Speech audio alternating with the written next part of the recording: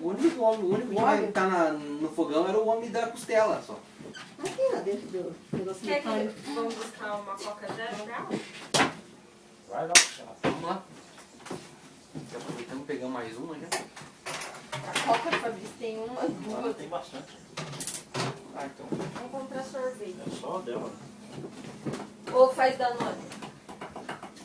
Você trouxe os ingredientes? Não, eu vou no mercado. Não faz Danone não, demora muito.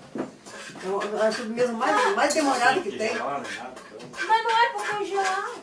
Não, tô falando assim, Danone é uma sobremesa que demora demais pra fazer. Viu? O cartão tá no carro? Débora, tem leite condensado ali. Sem graça. Deixa eu pegar. Pega ali. Ah, mostra pra ela lá.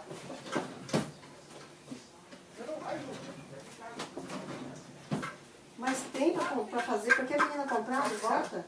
Tem dinheiro, deixa eu comprar. Ah, tem. Tchau, Fri. Tchau. Ó, sobrou um espacinho. Sobrou? Nós já estamos ocupando, só cortar